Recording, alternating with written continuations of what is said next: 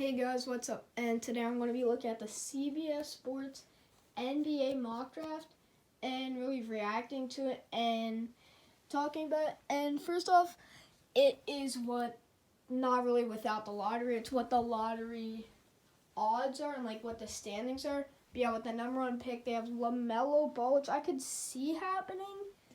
Not really. I mean, I could see it for the future in case Curry or Clay gets injured.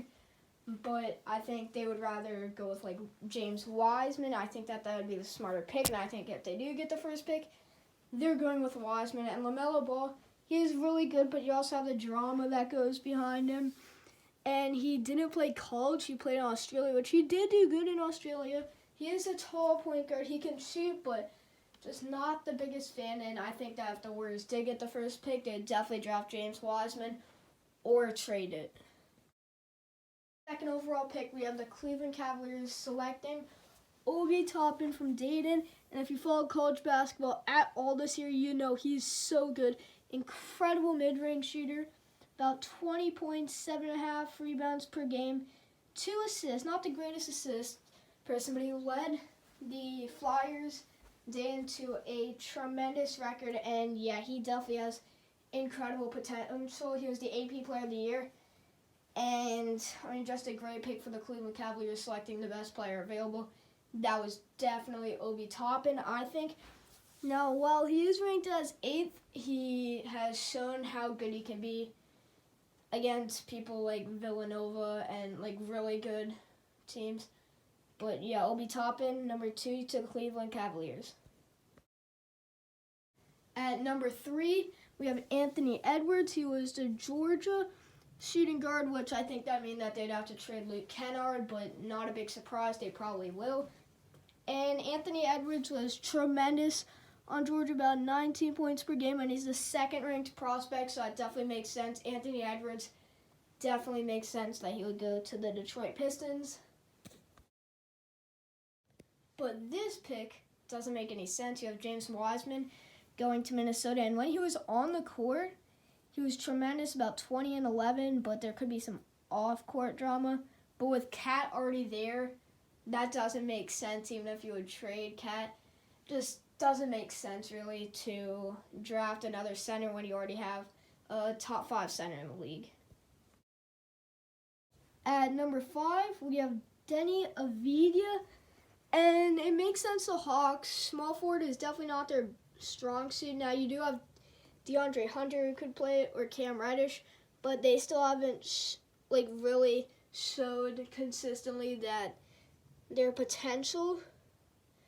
And he's been really good when he's played, but he's from Israel, and it's kind of a risk like with all international players, but they also have a really high upside. Next, you have Cole Anthony to the Knicks, and I mean, I guess just drafting the best player available. It could be him and Barrett in the backcourt. And he's put up about 19 points, even though he was out for a bit of the year, but it makes sense just name to go to New York because they need to draw fans. And yeah, a lot of people know him since he was supposed to be the star of North Carolina last year. Next, we have Onyeka Okongwu, which I could get why he would be there in case Otto Porter leaves. And he was the 5th prospect rank, which makes sense. He put about 16 and 9. That's pretty good, but he was in the Pac-12, which not the best conference, but still showed the potential. And yeah, good draft pick for the Bulls if they took him.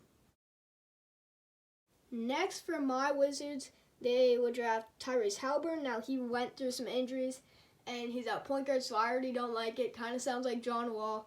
Not as good as John Wall, but if they drafted him, he's pretty all-around player. But yeah, I mean, if they drafted him, it would really just show that they are done with John Wall. They do not want him at all, which is already kind of the case, but it would show, yeah, they're 100% done with John Wall if the Wizards draft Haliburton.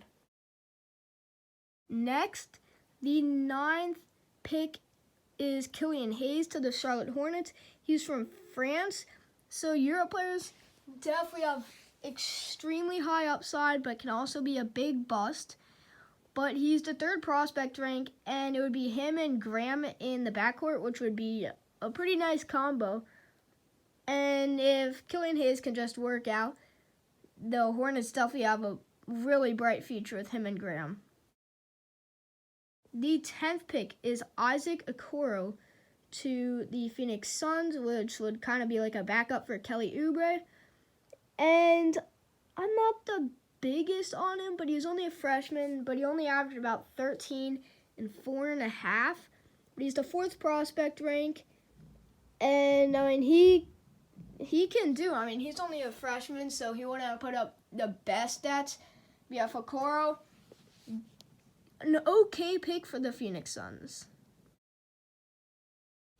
The 11th pick with the San Antonio Spurs is RJ Hampton, which is a possibility, but I think that means that they would just officially move away from really trying to make the playoffs soon.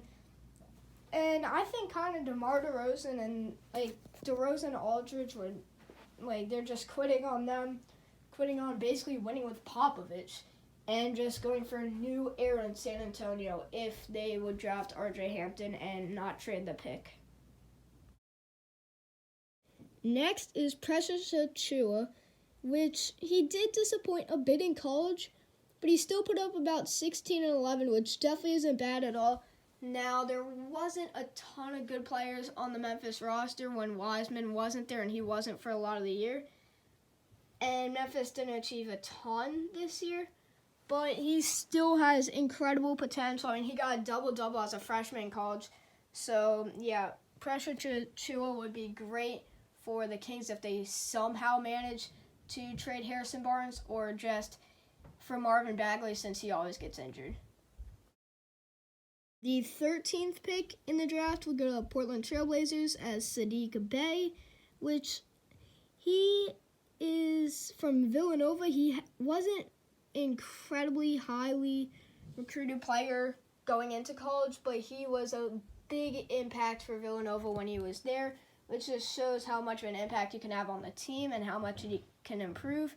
And it's great because, I mean, he's not a guard. They just need anyone who's not a guard. But yeah, Saddiq Bey to the Portland Trailblazers.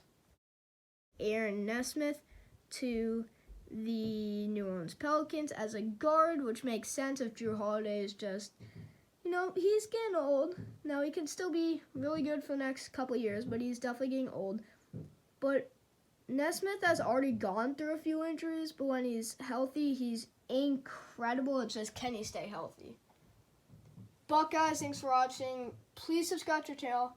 And yeah, just thanks for watching. Be healthy. And tell me if you want more of these mock draft videos, because there's not a ton in basketball right now. And the draft is going to be huge, even though this draft isn't that good. But yeah, guys, thanks for watching, and peace.